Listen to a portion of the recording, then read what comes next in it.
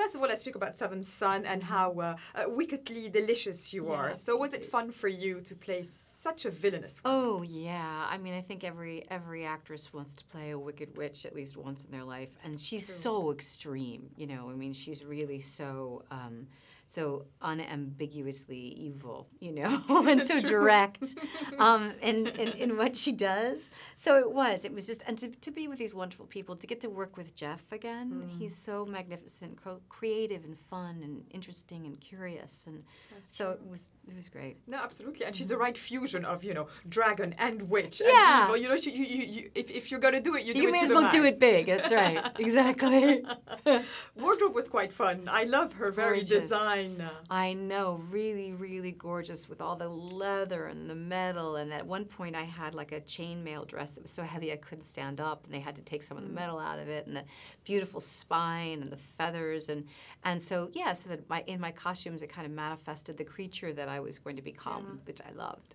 Do you usually wait for those roles that you haven't done before, or that stretch a side of your acting ability that you haven't went to? I mean, you know, because you read stuff and you think, well, you think that's different. I haven't done that. You know, because sometimes you are offered things, you're like, well, I see why you've offered that to me, because I kind of just did that in this last movie, and then it's less interesting. But yeah, this I had never done. So I've now interviewed you as a, you know, witch/dragon, as a patient for Still Alice coming soon, as a president a few weeks ago for Mockingjay. Do you feel that you can tackle anything, or some things have to feel instinctive and natural for you to go there? They all have to feel instinctive. If I have a problem with something, if I read it and I'm like, I can't find my way in, then I'm like, well, this isn't for me. You know, this isn't for me. This is for somebody else, or there's just not something quite right. So it all is about, like, can I get this? You know, can I do it? I mean, sometimes it takes work to do it, but you kind of know whether or not you can. Do your children influence you in the sense of movies that they would like to see you in? Well, Mockingjay certainly is. They are completely responsible for Mockingjay. I wouldn't have even known about the series or anything about it if my kids hadn't been reading those books. So that was fantastic, and it was really, really nice to be in something that they cared about, because they don't really care about my movies, you know. So it's nice. This one and Mockingjay are definitely up their alley.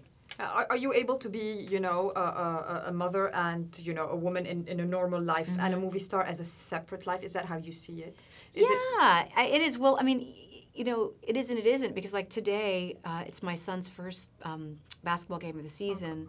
So I said, well, I can only, you know, go up to this, you know, this part, because then I'll go uptown, I'll pick up my daughter from school, and we'll get her some pizza, and then we go to the game. And then some candles and cake. That's right, yeah. So that's kind of how I do it. I mean, I'm fortunate that I live in a city where I work a lot, you know, so I'm kind of able to incorporate those things, and that my job is really flexible. So it's just kind of something that my kids have grown up with, and it's worked out. You know? Yeah, no, absolutely. Yeah. You've been nominated for 4 Oscars before. It might happen that you would win one this year. What does it all mean to you?